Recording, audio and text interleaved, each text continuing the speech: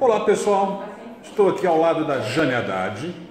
Ela já participou do Focando Educação algumas vezes por telefone, porque ela mora em Minas. Isso. Está passeando aqui em São Paulo hoje, né? Vim passear aqui nesse evento. Um congresso enorme aqui, congresso da Profenem. E eu estou aproveitando para a gente bater um papinho, um pouquinho mais ao vivo aqui, né? Isso, mais descontraído também. Também. Né? Jane, começa me dizendo o seguinte, sobre o que você vai falar aqui na parte da tarde? Pois é, eu vou falar sobre a noção do cuidado para pensar a educação contemporânea. Então eu trago, aí eu vou trabalhando com a ideia do cuidado. Nenhum de nós estaríamos aqui se não tivéssemos tido cuidados. Então eu pego um pouco a ideia do Leonardo Boff e vou conversando também com o cuidado de si, do Michel Foucault. Tá, vamos começar na parte inicial lá então.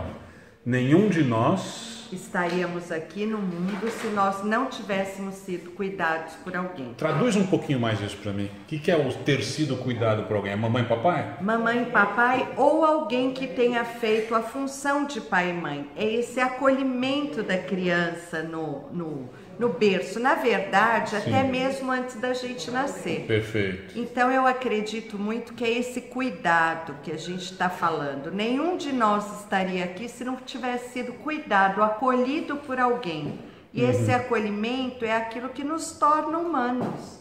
Perfeito. Né? A gente não nasce humano, a gente vai se transformando em humano a partir da interação com o outro. Perfeito. E o tema é muito legal porque eu acho que o mundo de hoje está muito descuidado. Primeira coisa, sim, concordo. Mas nós estamos falando de um congresso que é de educação formal. O que você está falando não é exatamente uma educação formal que proporciona, correto? Correto, mas por exemplo, a criança antes de chegar na escola, ela passa por um primeiro ambiente de aprendizagem que é a família. Perfeito. Então, na verdade, o que nós estamos colocando aqui é a importância da educação antes da educação formal. Isso, e a importância da educação trazer as famílias para junto dessa mudança, dessa transição do mundo. Perfeito. A falta que as famílias fazem na escola. Porque na verdade, o que a gente tem visto, né, Roberto? Todo mundo falando, a família está ausente, a família... De qual família que a gente está falando? Porque pai e mãe é função. Sim. Se a mãe não exerce, se o pai não exerce, alguém da descendência acaba exercendo. Sim. Então é pensar como trazer essas famílias para dentro da escola, mas não um modelito de família tradicional.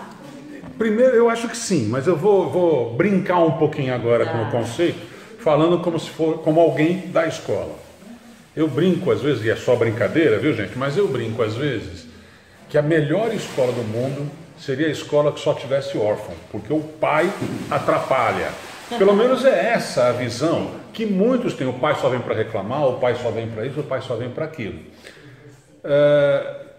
O que é trazer o pai para a escola? Eu acho que a primeira coisa é quebrar essa ideia de que o pai e a mãe só vêm para reclamar. Porque o pai e a mãe, eles também estão perdidos nessa educação que foi muito rápida. Perfeito. E eu acredito que a escola, muitas vezes, ela pensa nisso. Ih, lá vem aquele pai, lá vem aquela mãe. Exato, é isso. Mas, na verdade, é acolher. Quando eu falo de cuidado, é acolher essa família para pensar assim, o que é que esse pai está me dizendo? O que é que essa mãe está me dizendo? Porque para a criança, ela não pensa que ela poderia ser órfã. Para a criança em formação, as pessoas mais importantes são os pais. Claro. Então são eles que vão direcionar essa criança, pelo menos na primeira infância. Claro, sim. Então a gente tem que encontrar uma conexão com essas famílias. Perfeito. Ainda não é polemizando exatamente, mas nesse sentido, eu vejo uma questão que começa com a família, que é escolher a escola. Sim. Eu vejo muitos pais ainda hoje, muitas famílias, escolhendo a escola porque ela é boa de Enem, mas não porque tem os meus valores. Sim. E isso dá choque muitas vezes, não é verdade? Dá, até porque eu acredito, quando a gente fala de uma educação de resultado, que esse resultado ele é consequência de um processo. Se eu tiver numa escola que não conversa com os valores da minha família, daqueles valores que eu vivencio, eu vou entrar em choque desde sempre. Sim. Porque os valores, eles precisam de uma história para ser contada, de uma história para ser vivida. Então eu acredito muito que procurar uma escola porque ela tem uma boa aprovação no Enem é furada, até porque Sim. a gente não sabe que se quando essas crianças chegarem lá ainda vai ter Enem. Exato. Né? Começa daí. Sim. A formação, ela é contínua, integral e tem que ter sentido. Eu vou falar muito hoje sobre a questão da causa. Se a gente continuar numa educação que não faça sentido para essas crianças, esquece.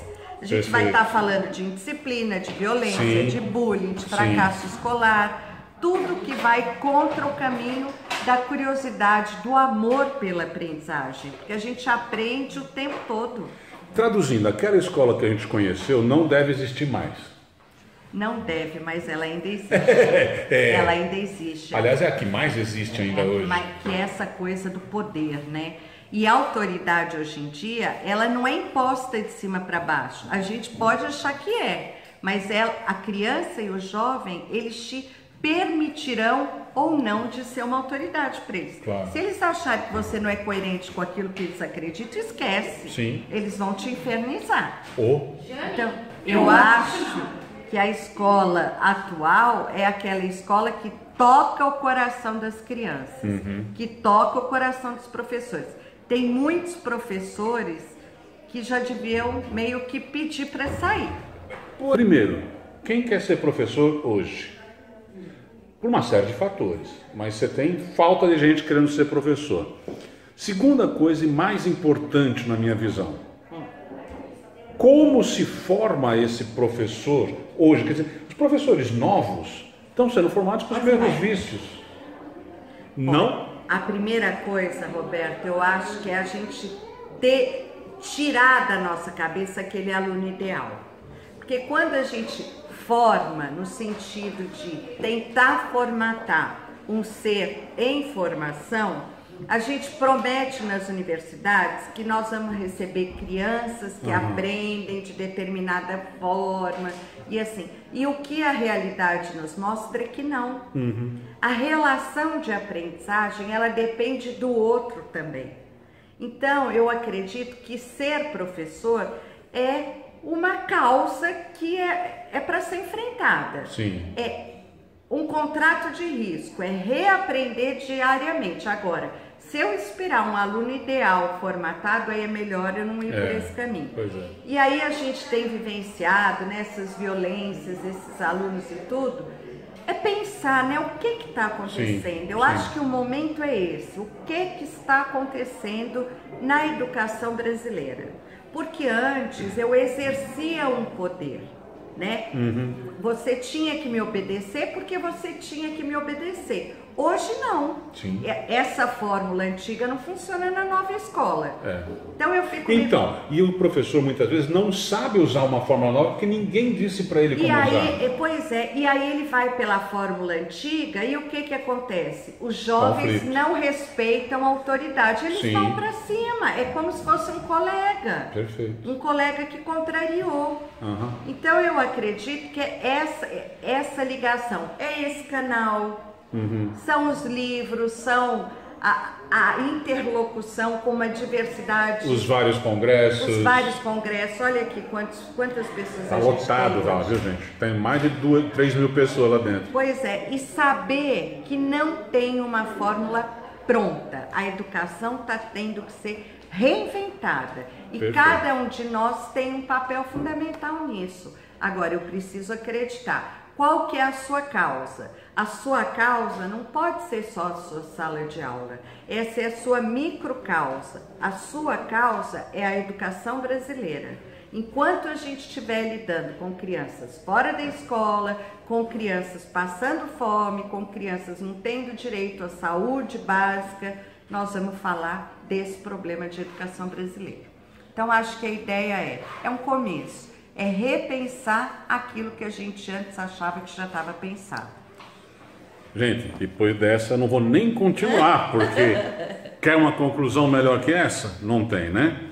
foi só um comecinho. Quem está mais interessado em ouvir mais da Jane, tem o site dela que eu estou pondo aqui embaixo, vai aparecer. Tchau para todos.